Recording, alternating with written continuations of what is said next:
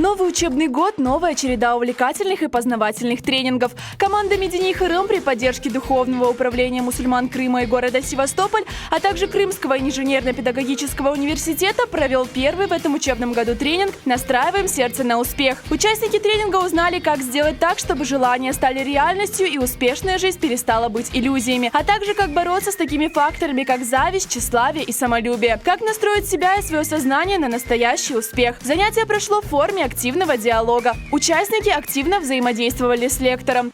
С помощью молодежной организации Медини Хырым нам удалось выйти с хорошим деловым предложением руководству университета, где мы решили дать нашим студентам то, чего как раз таки во многих университетах не дают из-за своей программы, из-за того, что у каждого есть свое направление и так далее. Команда Медини Хырым планирует проводить подобные образовательные мероприятия на протяжении всего учебного года.